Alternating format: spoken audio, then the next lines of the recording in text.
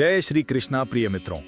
आज हम एक ऐसे विषय की गहराई में उतरने जा रहे हैं जिसे सुनकर किसी के भी रोंगटे खड़े हो सकते हैं, लेकिन ये उतना ही सत्य है जितना हमारा अस्तित्व। सपनों में मरे हुए लोगों का बार बार आना। मित्रों, नींद की वो अवस्था जिसे हम विश्राम समझते हैं, वास्तव में वो हमारे सूक्ष्म शरीर की एक यात्रा होती है। सनातन शास्त्रों में बताया गया है कि जब हमारी पांचों ज्ञानेंद्रियां सो जाती हैं, तब हमारा अंतर्मन जागृत होता है। यही वो समय है जब भौतिक जगत और परलोक के बीच का अदृश्य दरवाजा खुलता है। क्या आपने कभी सोचा है कि वे लोग जो अब इस मिट्टी के शरीर में नहीं हैं, वे अचानक आपकी नींद में क्यों आ जाते हैं? क्या वे आपसे कुछ कहना चाहते हैं? क्या वे किसी आने वाले संकट की चेतावनी दे रहे हैं, या फिर वे स्वयं किसी ऐसी मुसीबत में हैं जहां से वे केवल आपको पुकार सकते हैं? आज के इस विशेष और विस्तृत वीडियो में हम गरुड़ पुराण, श्रीमद् भगवद गीता और प्राचीन स्वप्न शास्त्र के पन्नों को पलटेंगे, ताकि आप समझ सकें कि आपकी बंद आंखों के पीछे चल रहा ये खेल साधारण नहीं है। मित्रों, सबसे पहले हमें यह समझना होगा कि मृत्यु कोई अंत नहीं है। भगवान श्री कृष्ण ने गीता के दूसरे अध्याय के 13वें श्लोक में स्पष्ट कहा है कि जैसे इस देह में जीवात्मा बाल्यावस्था, युवावस्था और वृद्धावस्था को प्राप्त होती है, वैसे ही देहांतर की प्राप्ति भी होती है। यानी शरीर बदलता है, चेतना नहीं। जब किसी प्रियजन की मृत्यु होती है तो उनकी आत्मा का मोह तुरंत समाप्त नहीं होता। वे अपने घर, अपने बच्चों और अपनी अधूरी इच्छाओं के इर्द गिर्द मंडराते रहते हैं। चूंकि उनके पास अब बोलने के लिए भौतिक शरीर नहीं है, इसलिए वे स्वप्न को एक टेलीफोन लाइन की तरह इस्तेमाल करते हैं। यदि आपको सपने में कोई मृत व्यक्ति बार बार दिख रहा है, तो समझ लीजिए कि वे आपसे संपर्क यानी कांटेक्ट साधने की कोशिश कर रहे हैं। स्वप्न शास्त्र कहता है कि ये सपने 3 प्रकार के होते हैं। पहला, जो हमारे डर से पैदा होते हैं, दूसरा जो हमारी दबी हुई यादों से आते हैं, और तीसरा जो वास्तव में दैवीय संदेश होते हैं। आज हम उसी तीसरे प्रकार के सपनों का रहस्य सुलझाएंगे। गरुड़ पुराण में यमलोक की यात्रा का जो विवरण दिया गया है, वो हमें बताता है कि मृत्यु के बाद आत्मा को किन किन पड़ावों से गुजरना पड़ता है। कई बार आत्माएं पितृलोक में प्यासी और भूखी रह जाती हैं, क्योंकि उनके पीछे रहने वाले वंशजों ने उनके नाम से कोई धर्म कर्म नहीं किया होता। ऐसी स्थिति में वे सपने में आकर दुखी, बीमार या फटे पुराने कपड़ों में दिखाई देते हैं। वे आपसे भोजन नहीं मांग रहे, वे आपसे वो पुण्य मांग रहे हैं जो उन्हें उस लोक में आगे बढ़ने की शक्ति दे सके। मित्रों, याद रखिए, पितरों का आशीर्वाद जिस घर पर होता है, वहां कभी दरिद्रता नहीं आती। लेकिन यदि पितृ रुष्ट हो जाए तो हंसता खेलता परिवार भी बिखर जाता है। इसलिए इन सपनों को नजरअंदाज करना आपके जीवन की सबसे बड़ी भूल हो सकती है। आगे हम जानेंगे कि श्री कृष्ण ने इस उलझन का क्या समाधान बताया है। मित्रों, अब हम उस प्रसंग की चर्चा करेंगे जो आपके हृदय को झकझोर देगा और आपको ये समझने में मदद करेगा कि मरे हुए लोग वास्तव में हमसे क्या चाहते हैं। ये कथा द्वापर युग की है, जब स्वयं भगवान श्री कृष्ण द्वारिका में विराजमान थे। एक वृद्ध ब्राह्मण, जिसका इकलौता पुत्र अल्पायु में ही काल का ग्रास बन गया था, अत्यंत शोक में डूबा रहता था। वो ब्राह्मण दिन भर रोता और रात भर जागता, लेकिन जब कभी उसकी आंख लगती तो उसे वहीं भयानक दृश्य दिखाई देता। उसका पुत्र अंधेरे में खड़ा है, उसके आंसू बह रहे हैं और वो चिल्ला रहा है, पिताजी मुझे बचाइए, यहाँ बहुत पीड़ा है। वो ब्राह्मण पागलों की तरह श्री कृष्ण के महल में पहुंचा और प्रभु के चरणों में गिर पड़ा। उसने रोते हुए कहा, हे द्वारकाधीश, क्या मेरा पुत्र नरक की अग्नि में जल रहा है? वे हर रात मेरे सपनों में आकर सहायता की भीख क्यों मांगता है? मैंने तो कभी कोई पाप नहीं किया, फिर मेरे बच्चे को ये दंड क्यों? भगवान श्री कृष्ण ने उस ब्राह्मण को बड़े प्रेम से उठाया और अपनी उस दिव्य मुस्कान के साथ कहा, हे ब्राह्मण देव, शांत हो जाइए। आपका पुत्र नरक में नहीं है, बल्कि वो आपके ही मोह की जंजीरों में बंधा हुआ है। श्री कृष्ण ने एक बहुत ही गुप्त रहस्य उजागर किया जो हम सभी को जानना चाहिए। प्रभु ने कहा कि जब कोई व्यक्ति मरता है तो उसके परिजनों का अत्यधिक विलाप उस आत्मा के लिए किसी भारी बोझ की तरह हो जाता है। आप यहाँ जितना ज्यादा दुखी होते हैं, वहां उस आत्मा की गति उतनी ही धीमी हो जाती है। जिसे वो ब्राह्मण पुत्र का कष्ट समझ रहा था, वास्तव में वो ब्राह्मण के अपने ही दुख का प्रतिबिंब था, जो पुत्र की आत्मा को आगे बढ़ने नहीं दे रहा था। श्री कृष्ण ने समझाया कि जो आत्माएं सपने में आकर रोती हैं, वे वास्तव में ये कह रही होती हैं कि हमें भूल जाओ, हमें मुक्त करो, ताकि हम अपनी अगली यात्रा पर निकल सकें। प्रभु ने आगे उस ब्राह्मण को अंतर्यामी ज्ञान देते हुए बताया कि हर जीव अपने कर्म का फल भोगने के लिए आता है। जब उसका समय पूरा हो जाता है तो उसे जाना ही पड़ता है। लेकिन पीछे छूटे हुए लोग जब धर्म को भूलकर केवल शोक में डूब जाते हैं, तो वो ऊर्जा उस मृत व्यक्ति को एक अदृश्य कारागार में डाल देती है। श्री कृष्ण ने उस वृद्ध ब्राह्मण से कहा, वत्स, यदि तुम वास्तव में अपने पुत्र का भला चाहते हो तो आज से विलाप करना छोड़ दो। उसके नाम से प्यासों को पानी पिलाओ, पक्षियों को दाना दो और मेरे नारायण रूप का ध्यान करो। तुम्हारे द्वारा किया गया हर सात्विक कर्म उसे उस अंधकार से निकालकर प्रकाश की ओर ले जाएगा।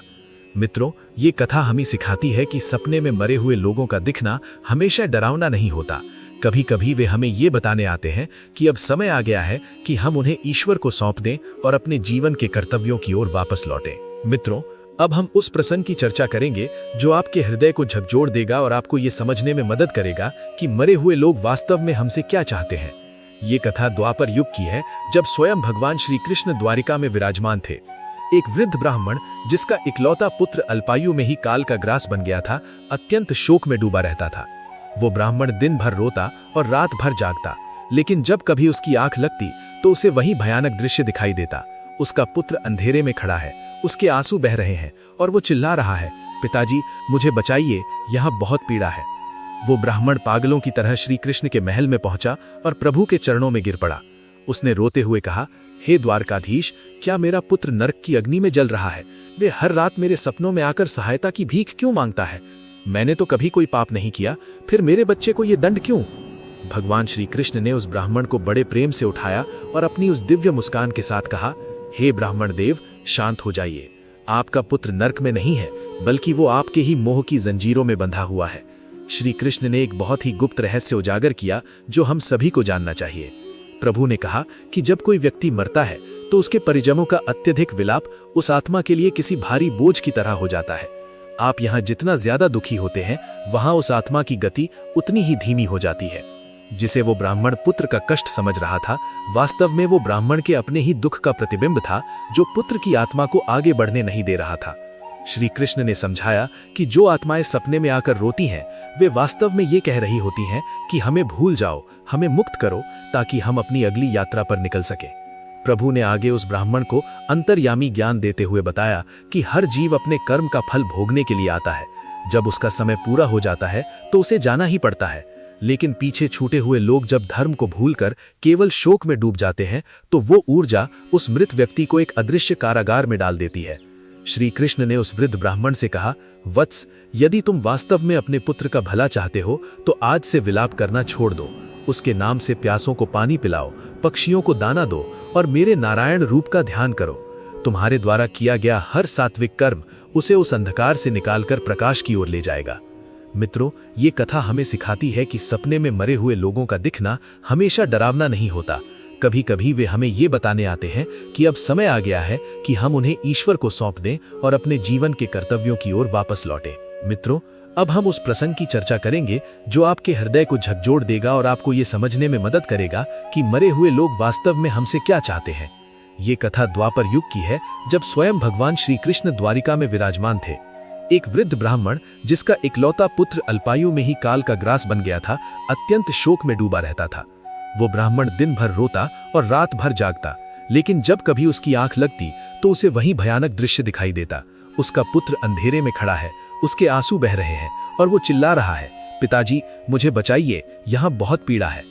वो ब्राह्मण पागलों की तरह श्री कृष्ण के महल में पहुंचा और प्रभु के चरणों में गिर पड़ा। उसने रोते हुए कहा, हे द्वारिकाधीश, क्या मेरा पुत्र नरक की अग्नि में जल रहा है? वे हर रात मेरे सपनों में आकर सहायता की भीख क्यों मांगता है? मैंने तो कभी कोई पाप नहीं किया, फिर मेरे बच्चे को ये दंड क्यों? भगवान श्री कृष्ण ने उस ब्राह्मण को बड़े प्रेम से उठाया और अपनी उस दिव्य मुस्कान के साथ कहा, हे ब्राह्मण देव, शांत हो जाइए। आपका पुत्र नरक में नहीं है, बल्कि वो आपके ही मोह की जंजीरों में बंधा हुआ है। श्री कृष्ण ने एक बहुत ही गुप्त रहस्य उजागर किया जो हम सभी को जानना चाहिए। प्रभु ने कहा कि जब कोई व्यक्ति मरता है तो उसके परिजनों का अत्यधिक विलाप उस आत्मा के लिए किसी भारी बोझ की तरह हो जाता है। आप यहाँ जितना ज्यादा दुखी होते हैं, वहां उस आत्मा की गति उतनी ही धीमी हो जाती है। जिसे वो ब्राह्मण पुत्र का कष्ट समझ रहा था, वास्तव में वो ब्राह्मण के अपने ही दुख का प्रतिबिंब था जो पुत्र की आत्मा को आगे बढ़ने नहीं दे रहा था।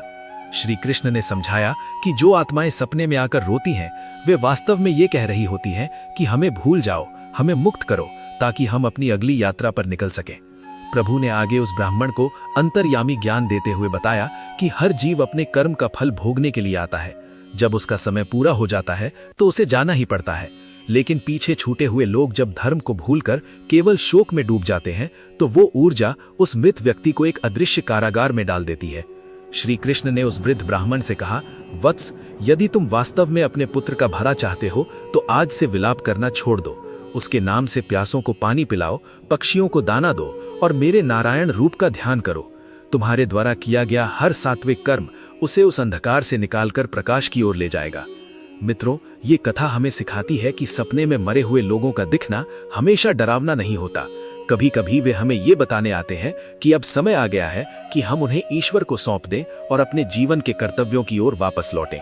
मित्रों, अब हम उस प्रसंग की चर्चा करेंगे जो आपके हृदय को झकझोर देगा और आपको ये समझने में मदद करेगा कि मरे हुए लोग वास्तव में हमसे क्या चाहते हैं। ये कथा द्वापर युग की है, जब स्वयं भगवान श्री कृष्ण द्वारिका में विराजमान थे। एक वृद्ध ब्राह्मण जिसका इकलौता पुत्र अल्पायु में ही काल का ग्रास बन गया था, अत्यंत शोक में डूबा रहता था। वो ब्राह्मण दिन भर रोता और रात भर